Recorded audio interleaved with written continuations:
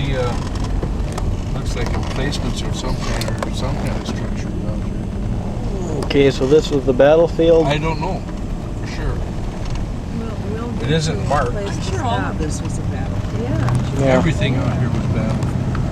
There's your cotton fields. Yeah, you gotta get the cotton fields. You got to get out here and park it in. Cotton field over there.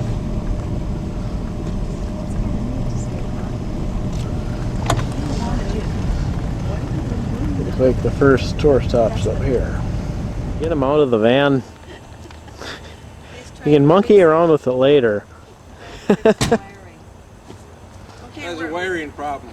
we're gonna start the Stones River National Battlefield I didn't get my tour, field. and it was the bloodiest fight in one day in the Civil War. 23,000 were killed, maimed, or missing in this war, hand-to-hand combat. And I think the Union people did win, but... Yes, they did. And it's a cool day, but it's nice out. It's not windy. See, I got short sleeve. Beautiful Yeah. place. And Candace in the hospital, so he isn't with us. But Mavis and Roger and He's sleeping. Carl and me are here. Austin stayed home. Okay. There's the cotton field there.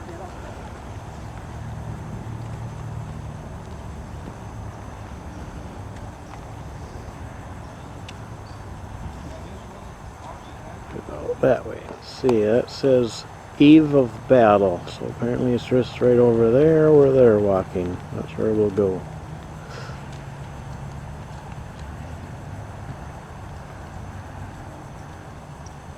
Little Okay. has changed. The Union troops made their final stand right here. What you see out here is where the defending Confederate forces were. There was virtual lines of supply, turnpike, and railroad. They were all defending this stuff over here. In the distance, you can see the railroad, and that is evidently still the same as it was back then. It says little has changed Little has changed. since then. The scene today differs little from what it was in 1862. The railroad and turnpike are still in the same location. The farm fields are still planted between cedar thickets. With a little imagination, you should be able to conjure up in your mind's eye a picture of two opposing armies totaling 81,000 men. It's one of the bloodiest encounters of the Civil War. And to the right here, you can see the cotton field that was there at that time. We're gonna move on.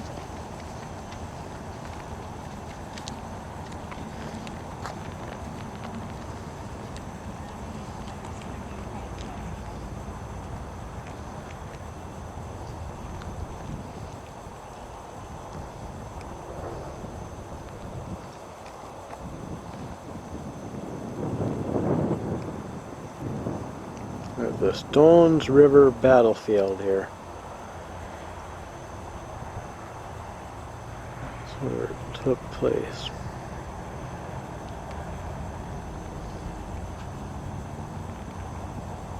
There's the cannon.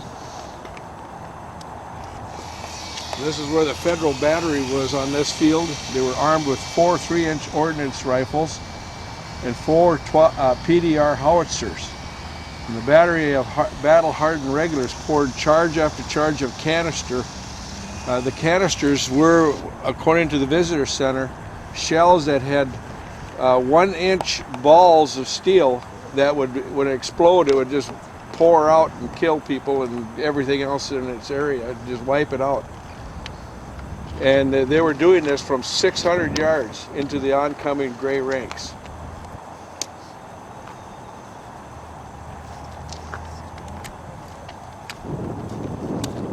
They had fired over 2,299 rounds and suffered very few casualties due to chiefly the havoc caused by their deadly acrid fire. They were really decimated in the Confederate forces here. And that was on December 31st, 1862. So it was in the middle of winter. Mavis. Okay, This is the eve of battle site. On December 30th, Rosecrans' Union Army arrived at Murfreesboro's troops from Major General George H. Thomas's corps, occupied this area along McFadden's, now Van Cleef Lane. The day was spent getting into position and skirmishing with the Confederates to the east, which would be in that direction. That night, despite a steady drizzle and freezing temperatures, campfires were forbidden in order to conceal the positions of the opposing forces. Soldiers from both sides spent a cold, damp night wrapped in their blankets. They knew that a major battle was imminent. For many of those who slept that night, it would be their last. Wow. Now let's see here. No, we drive on. Okay, this is it. This is it for here. We're going to move on to the next site. Okay.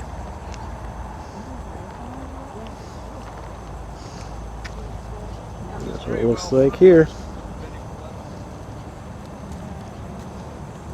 Against brothers, Yeah, and I family against family. That's And what they said here. it was just unbelievable. Sad. It was just sad. They had tears coming down their face because they were fighting against their brothers and their Killing one another within families, you know, because they had such a strong feeling in both directions, to the north and to the south. yeah.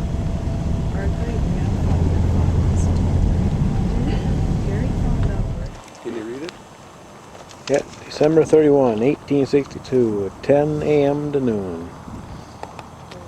Despite stiffening Union resistance, the Confederate tide swept on. The Federals made stand after stand, only to give ground again.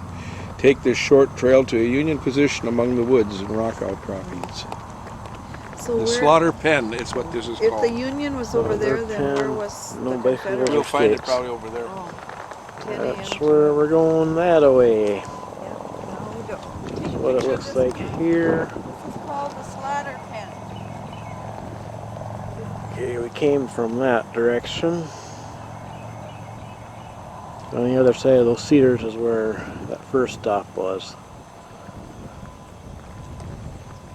And eventually we'll be going that way. This is Sheridan's stand. General Philip Sheridan helped save the day for the Union at Stones River, and after the war he rose to command of the United States Army. His division made a stand against the onrushing Confederates. His men, together with those of General George Thomas' divisions, hurled back repeated attacks before being forced to withdraw. The delaying action gave the Federals time to form a new line that held. So they were hidden back here in the woods. This area is called the slaughter pen. Oh, goody. Sounds appealing. And near here, the men of Sheridan's and Nagel's divisions warded off several determined Confederate assaults. In an attempt to crack the Union line, the Confederates wheeled up artillery to within 200 yards of Sheridan's position. But attack after attack still failed, with costly losses to both sides. Although Sheridan finally had to abandon his position, his delaying action during the withdrawal gave Union troops time to form a new line along the Nashville Pike that we had seen earlier. That's just amazing. Artillery. These two are wired W-I-A-R-D Rifle. rifled cannon. They represent two of the 4 guns lost by Lieutenant Alexander Marshall of Battery G, 1st Ohio Light Artillery. Originally. 2 12 PDR howitzers and 2 12 PDR wired rifles and 2 6 PDR wired rifles. These guns valiantly but vainly tried to check the Confederate advances. By firing? To fire again, the guns were abandoned when most of the horses were killed, and the Confederates were but 40 yards from the guns in this area. 14 Union cannon were lost to the Confederates by Sheridan and Nagel's divisions. In other words, these cannon were left just like this because all the horses to pull them were dead. Oh, is So they that couldn't why? pull them. Oh. Yeah, all the horses died. So they had to abandon the cannon, and they break them down so they can't be used. and moved. But look at the terrain. Rifling. Rifle barrel that Carl is shooting. Wonder if I can look up the thing. Ugh. Light shot on and look down there. See, looks like I can't get it to focus.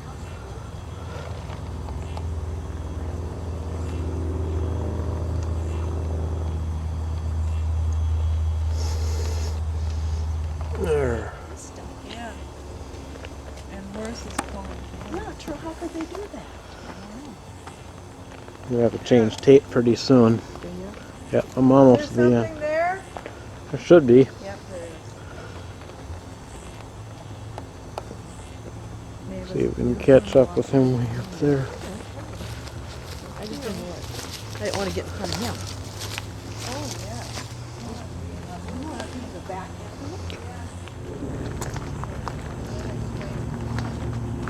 yeah. Okay, I had to change the tape.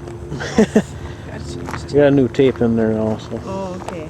This is the. Okay, slaughter pen. This is where the battle really took place, and within 40 yards the Confederates came, and they were still getting blasted by the cannon fire, artillery rounds. This is where a lot of men died. They don't come up and say exactly how many, but there was a vast number on both sides. We came across these fields, and then the other side came out through the hiding in the woods here on this side. It had more protection. The slaughter pen. It feels nice in the sun, doesn't it? It's good. There's no wind to it. No, it really is a nice day. If it was 10 degrees, it would really be Like Chattanooga.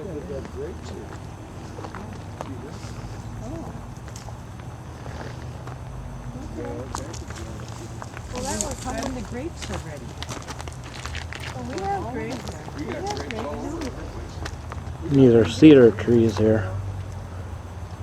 There's the slaughter pen one last time. And away we go. Okay.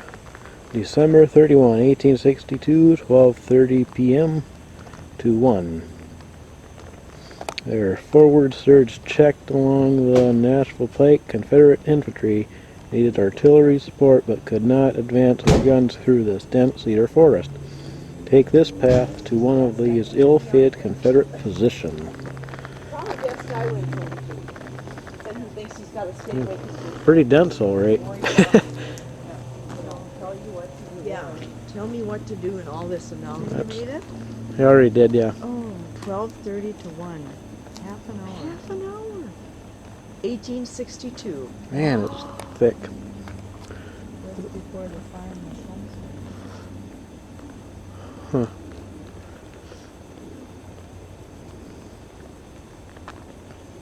Let's go look. Oh boy. That's how thick it is, and then we're gonna go that away. Look, I'm all the way in here. It's not too far, but it's area closed for restoration, so. Anyways, that's what it looks like out here. Don't know where it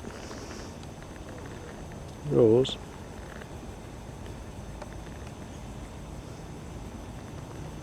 The road is over there. The path back is over there.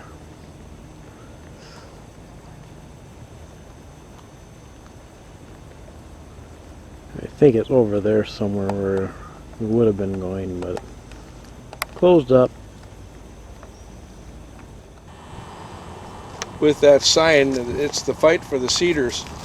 But this is the battle that is where the Union troops retreated from the slaughter pen, where they killed so many Confederates. And this is the area line of defense where they retreated to.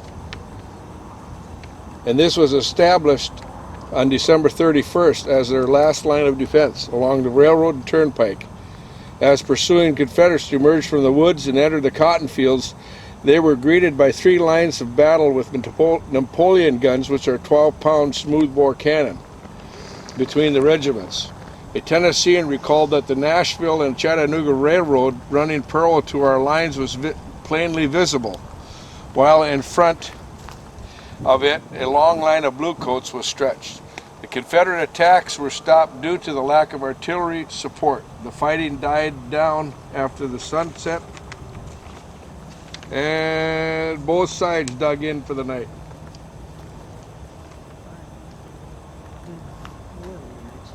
I just And because of this battle, the Confederates failed to capture its line of defense, which was the Nashville Pike,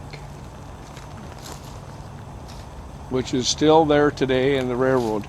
Probably can't see it through the trees, but it's over there.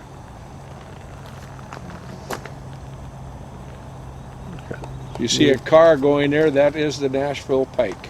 I'll walk down here a little ways and see if there's anything.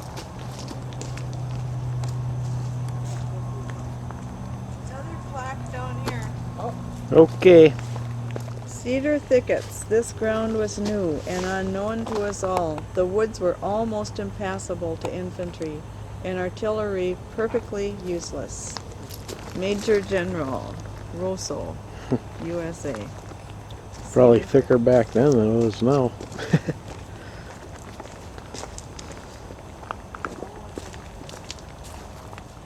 Okay, the Nashville Pike is right over there. See it better here. It's a clear shot. And way over there, that's the cemetery. That's where their bodies are. And we'll probably see that later on. The Chicago Board of Trade Battery on December 31st, 1862 was set up. Panic-stricken Union troops bolted out of the woods, closely pressed by cheering Texans. Canister from the battery's 6 guns placed on this rise forced back the attackers, reinforced by a second battery. The Union artillerymen repulsed a second assault to save the Pike, their lifeline to Nashville from the capture. This is where thousands of retreating Union troops burst from the cedars, located across the field in front of these cannon, and were followed closely by the victory-confident Confederates. The 6-gun Chicago Board of Trade Battery, so called because the Board of Trade provided the money to establish and equip it, sprang into action on this rise. Their charges of canister forced the Confederates to withdraw to the cedars. A second battery joined in on the left, and the combined fire broke up the Confederate attack. Now you three go stand by that. No, that's what I was just going to tell you. You go free. Okay, then we'll change.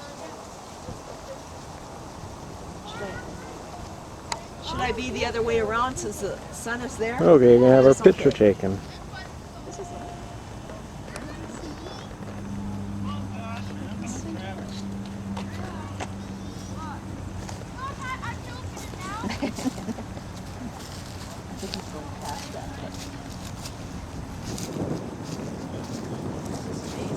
We'll take a closer look at that thing. This is where all the powder and also the artillery shells were carried. And this was hooked up to a team of horses, and the cannon was hooked on the back here. those poor horses. Yeah. They worked, didn't they? And then they had to pull it, and it was hitched right up here, the cannon. Oh, the cannon's up to that thing. Yeah. So then they had all of their equipment right there. There's the And gasoline two guys can. would sit up here, and others would, of course, follow on foot. Maybe oats.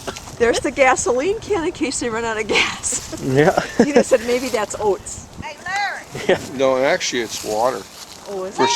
swabbing out the cannon. Oh. They had to keep the cannons clean, after each fire. Yeah, so now we know what that thing is.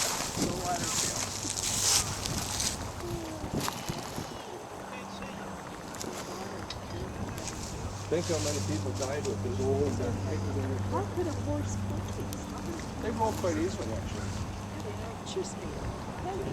There They was were like draft horses. a horse pulling contest in Dalton at the steam crushing. They pulled That's going to be the new visitor center that they're building.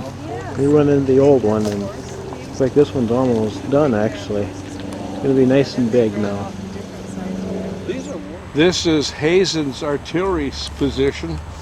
This is the section of guns that the battery of the 1st Ohio Volunteer Artillery commanded by Lieutenant Norrell Osborne, and 4 James rifles. There was 2 12-pound howitzers, along with Captain Jeremy B. Cox's 10th Indiana battery, 4 10-pound Parrots, and 2 12-pound howitzers located across the railroad tracks to the north, which is behind us. This battery was able to hold its ground, helping Colonel Hazen maintain his position during the crucial afternoon of December 31, 1862. The excellence of the Union artillery saved the day for the Union Army by protecting the vital supply line on the Nashville Pike, which is right before us. Yep. This is also called the Fight for the Round Force. This was the only Union position to hold throughout the first day of battle. The first Confederate attack came at 10 a.m. across the field on the other side of the Nashville Pike, and was broken up by a Union artillery. An hour later, another attack carried to within 150 yards of the Union line before being stopped. The monument, erected in 1863 by the survivors of Colonel William B. Hazen's brigade, is the nation's oldest intact Civil War monument, or memorial. That's where we're going to be walking over to. The Union was excellent with artillery. And artillery will beat horses every day. And they were just that fine.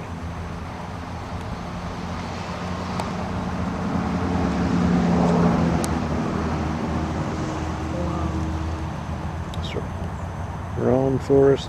Can you see it clear with a camera? Oh yeah. If I zoom in, I can. Be able to read it.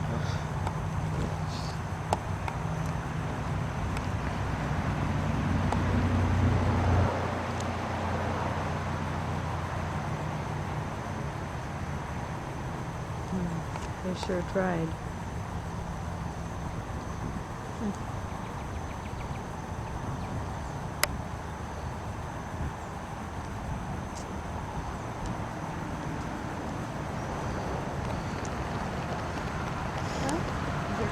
But that's where we're heading up that way.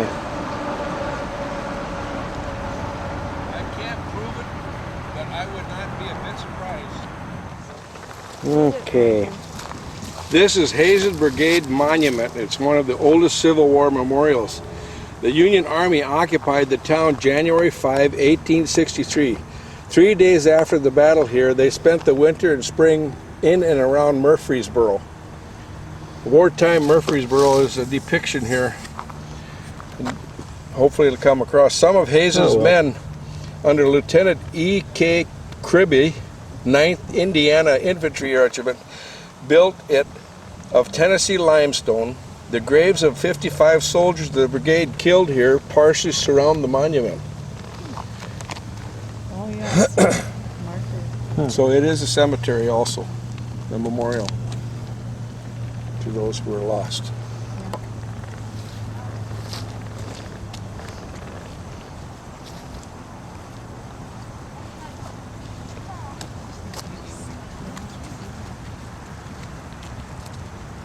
This Hazen's Brigade, to the memory of its soldiers who fell at Stone River December 31, 1862, their faces toward heaven and their feet to the foe, inscribed at the close of the war. That's what's on the big wall.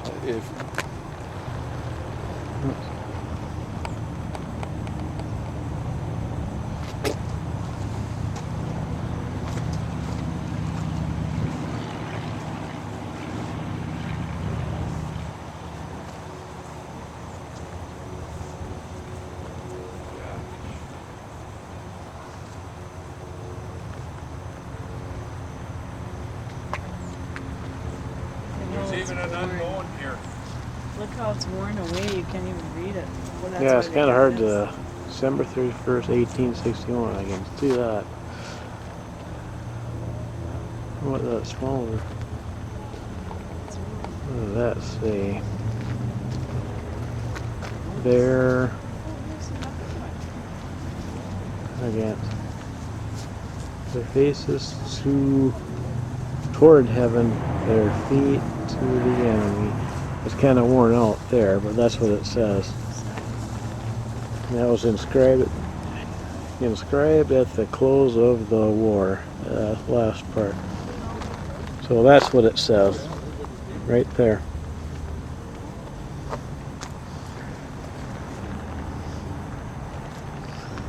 There's the inside of it. It basically only showed the office of that memorial.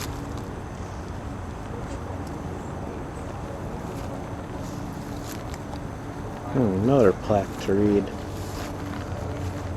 Okay, let's take a look at this one. Okay, let's first take a look at this. Put the memorial there. The veterans of Shiloh have left a deathless, what's that say, heritage of fame upon the field of Stone River. Okay, looks like their names are inscribed there. That's what it says there. Oops, see if I can. Carved in 1863. Imagine these are all the people that are buried here now. Must be all of them.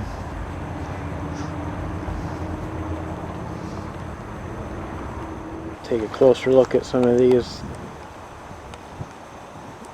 As you get closer, this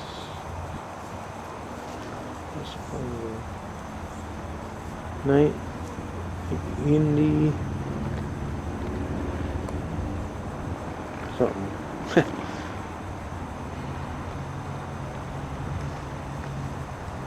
These are Union soldiers though.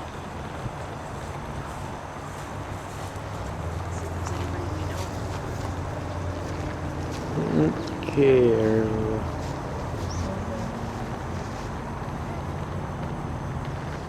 And that one says this. 1863.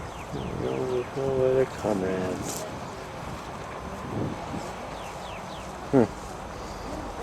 Yep. Gonna take a look. Okay, I just read that one. Just came around the corner. And this side says. Okay, that was carved in 18. Let's see. Requires to greater deed. Huh. Okay.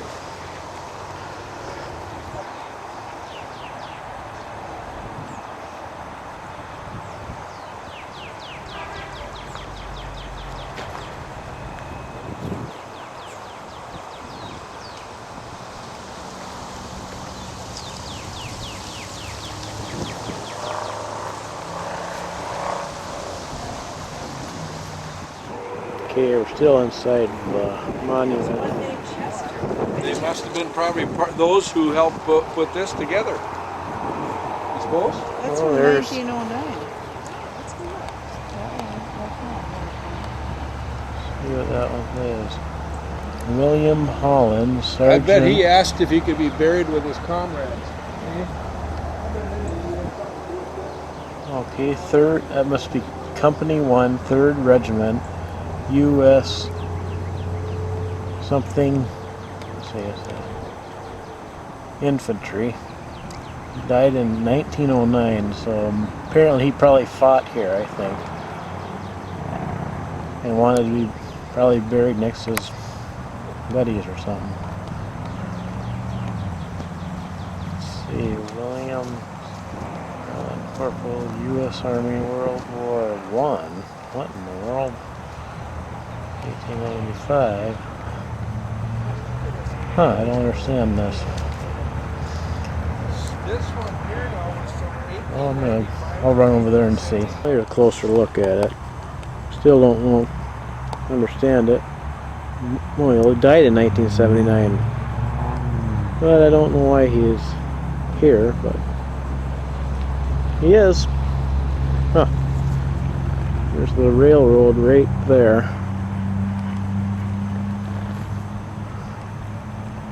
Right behind the monument here. That was one of the key things, key supply lines for the Union Army. And I gotta run to catch up again. Okay. 6,100 Union burials. There are 2,562 of them are known but to God. Men and women who gave their lives in other wars or who have served in the armed forces are also buried here. If you need assistance in locating a specific grade, an attendant on duty can tell you where. So they got them all plotted. There's people here that were not Civil War because this is a federal cemetery.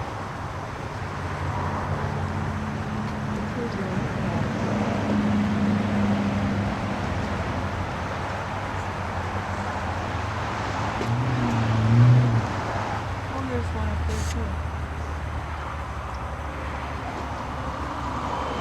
I'll take it this way. I don't want to go.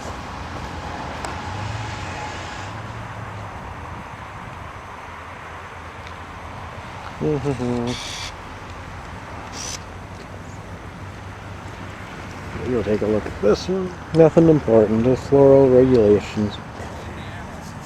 The muffled drum's sad roll has beat. The soldier's last tattoo. No more on life's parade shall meet that brave and fallen few. So these are the Civil War guys here? Okay.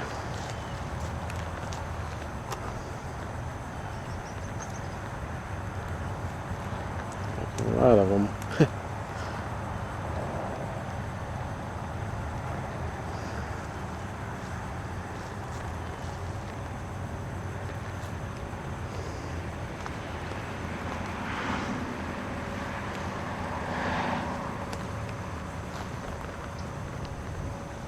What does that one say?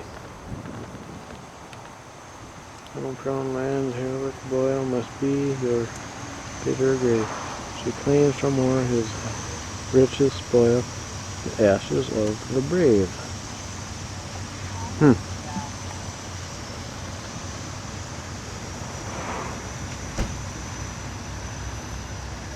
The small ones? Yeah.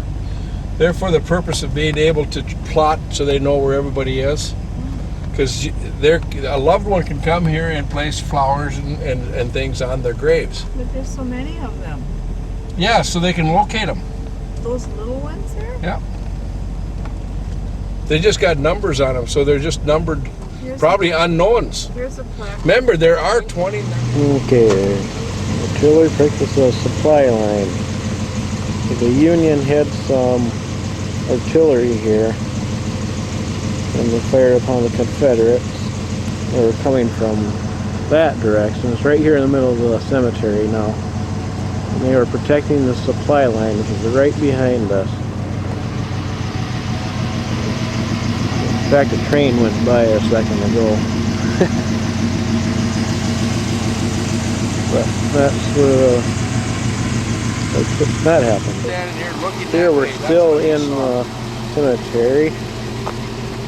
This is the scene of the battlefield as viewed from this location and sketched by A.E. Matthews, 31st Regiment, Ohio Volunteer Infantry. So that's what it looked like. We drew it and that's what it was like. Huh.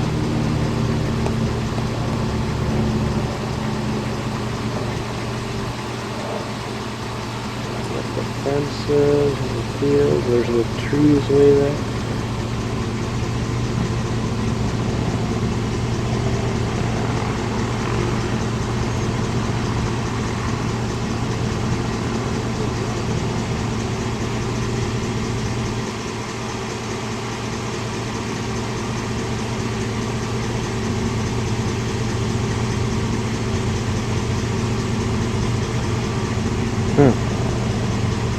There's the line of cannons there, the artillery. That protected the supply line. So that's the Confederates way over there.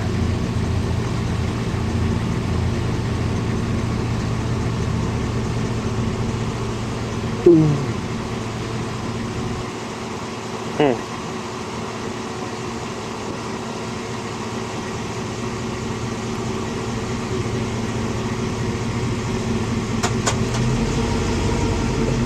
That's what this scene looked from this location.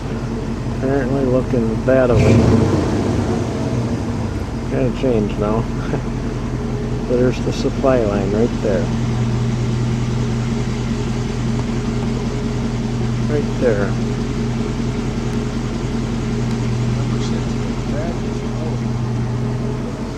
There's the flagpole. And they have a little cannon sitting on end right there. Anyways, we'll move on now. That is really interesting, so that's what it looked like. The guy drew it while he was standing there watching. Wow.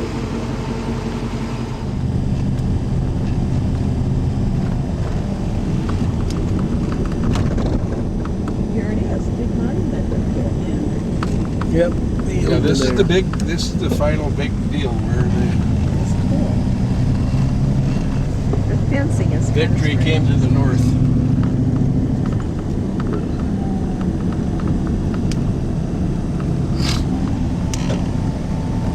Yeah, it wouldn't hold much out. It's just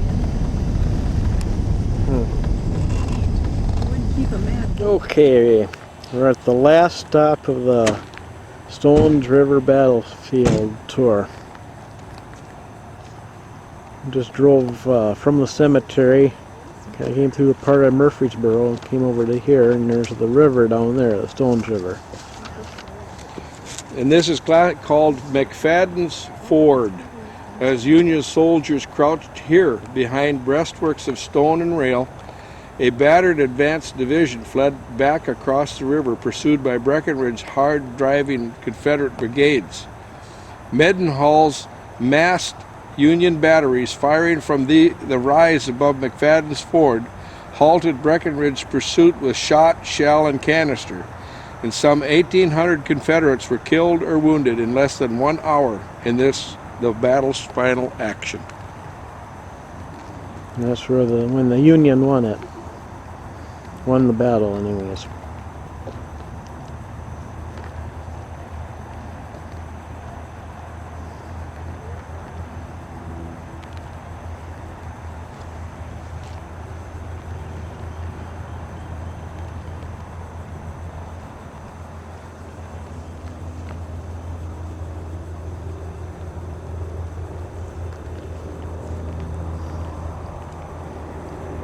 We'll take a look over there first. Late afternoon, January 2, 1863.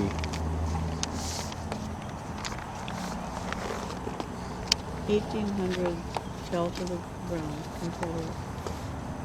Yeah. 3-day conflict. There's the river there. Imagine 1,800 dead Confederates out there. To the right there, that'd be the Confederate forces coming in and then turning back. And that's where we stand.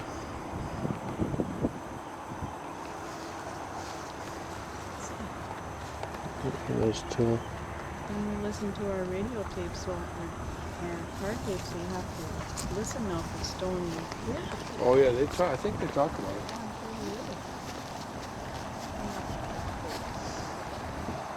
The river.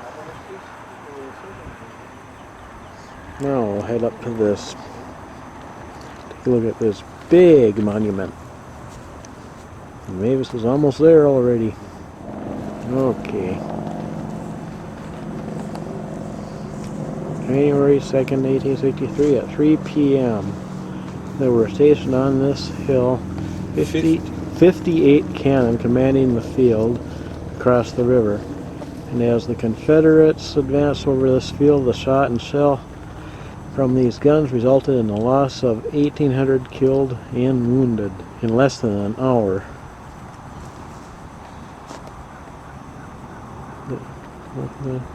Just think of that. 1906, that thing was put up. Just think of that, how many lost You know, that's Clean that that's up. like 3 Daltons. Just laying Like 3 Dalton population.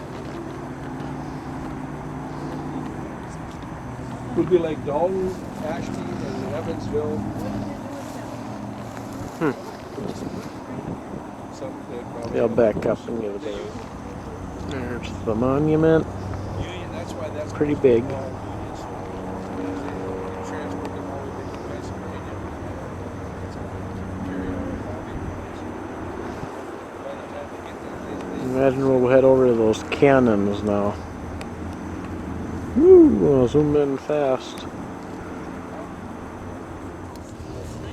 There you go. Take a look at that tree. It's got some plaque next to it. Maybe cemetery. You want to know where they buried them? we'll take a closer look at it. Clark and 2 unknowns. He's safe. How come they Okay, McFadden Cemetery, mid-1800s. Graves of Samuel McFadden, Samuel Clark, and 2 unknown. Okay. So this doesn't have anything to do with the Civil War. It's just family cemetery.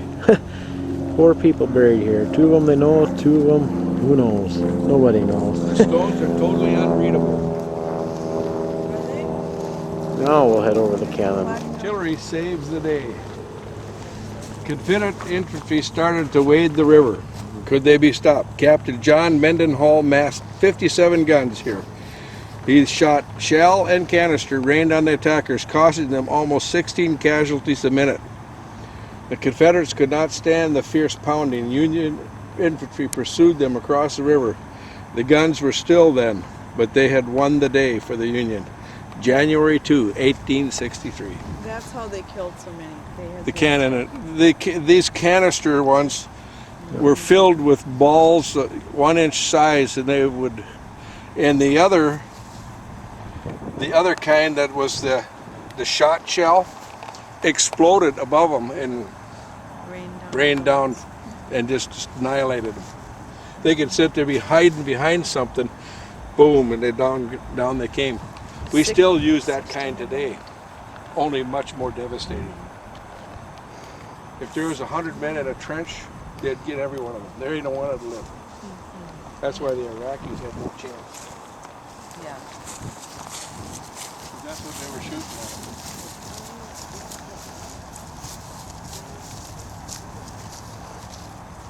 Take a look all the way around here and see what it looks like.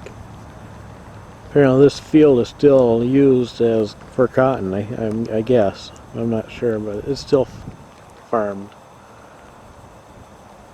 I think. Looks like it though.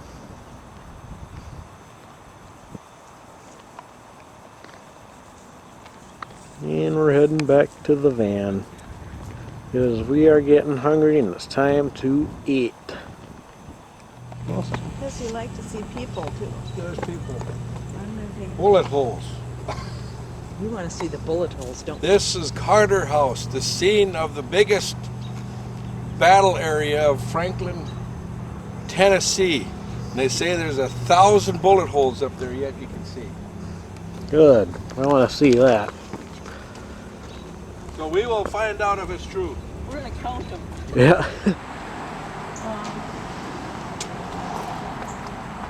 If you walk around the back of this building, you will find approximately 203 holes where the lead mini balls came crashing through the building on November 30, 1864. Mini balls traveled around 1,000 feet per second.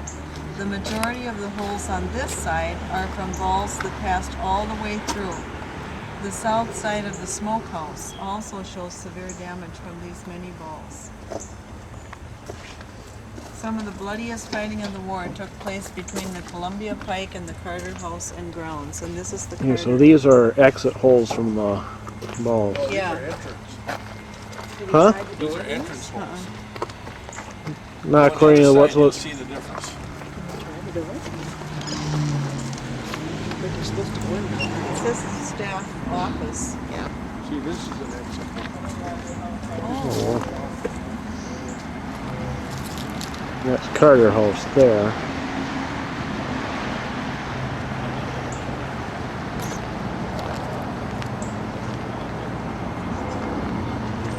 We'll go to the other side. Those are our bullet holes there. Bullet holes from the Civil War. From the Battle of Franklin. Yeah. Gosh, look at all of them. In Franklin, Tennessee. You see, there's And over then 1,000 bullet holes that show on these 4 buildings. Yeah, like 203 of them right over here, apparently. That's what they say. But there's a bullet hole house. Huh. Let's see this one. Is that the smokehouse over there? Huh, I wonder. I don't know if this is the smokehouse. That shows a lot of bullet holes, but I'm not sure if it is or if it's just church chip. I don't know. The other side isn't chipped down at all.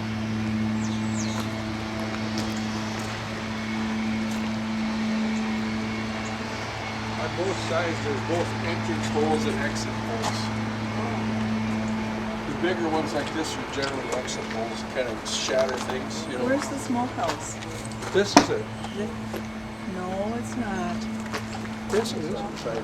Get up closer to see it. Oh, yeah, there's bullet holes at the smokehouse there. I don't know, I don't think so. That's the smokehouse, and there's a bunch of bullet holes in that one too.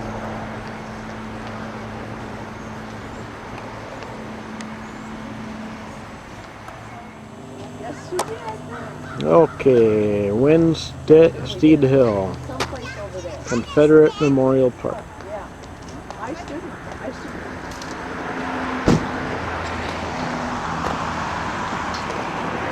Closer look at that.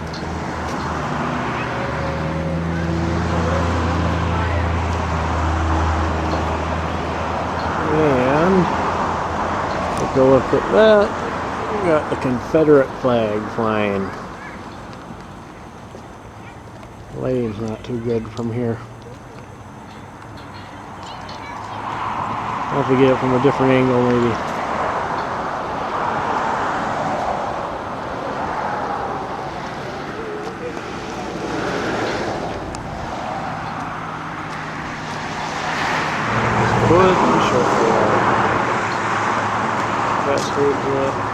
Spring Hill entrance in the southern of Franklin, 2 miles north.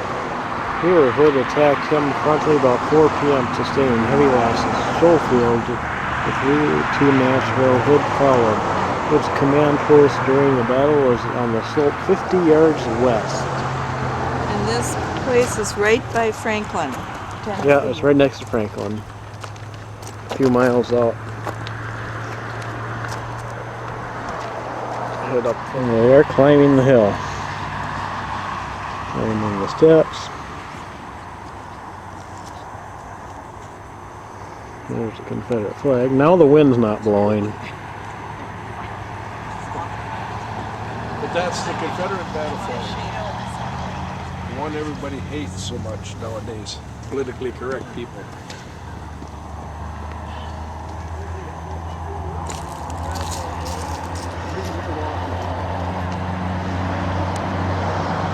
Observation post, Battle of Franklin. Wednesday, November 30, 1864.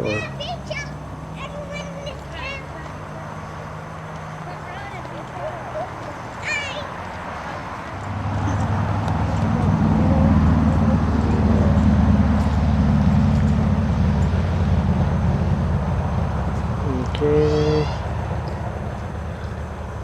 5 generals must be buried here, so we'll go take a look at that. John Adams. They're not actually buried here though. John Carter. That one's over there. Otho Straw.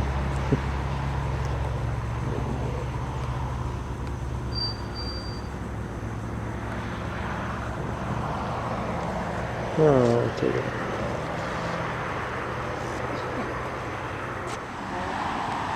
So is that his actual name? States' rights guests? Uh-huh. Well, no, I don't know. Oh, it said. Yeah, it says so. Yeah.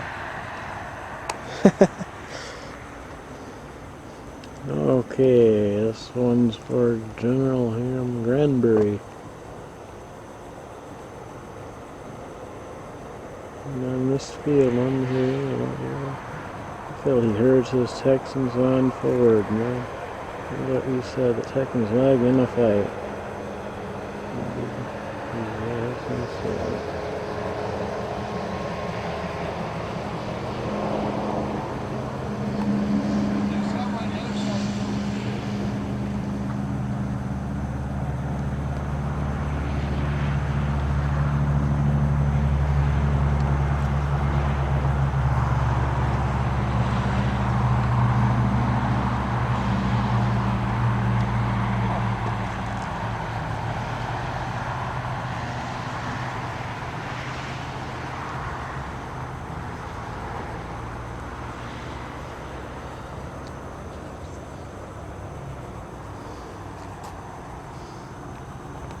With a little Confederate flag there.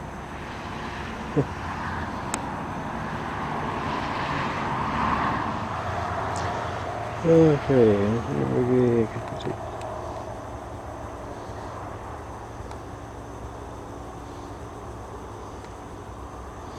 November 30, 1864.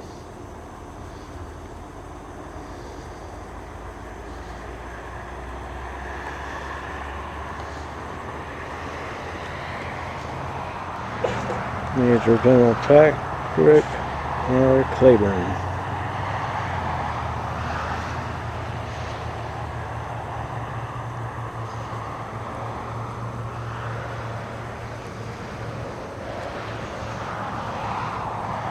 Wow. See a long ways from up here.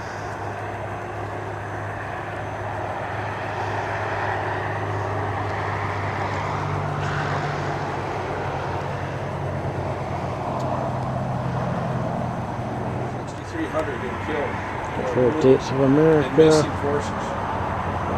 1862.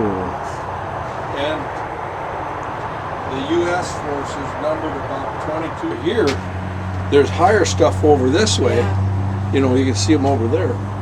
And off that direction is that stuff over there. A map here. On the map, we are here. Franklin there. Go down to the band. You don't want to get worse. I just don't. Battle of Franklin. Isn't this quite a It all took place there.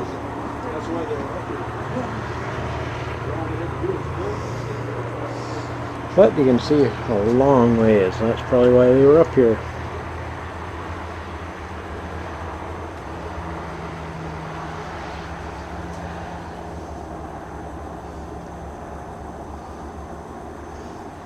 We can probably head back down.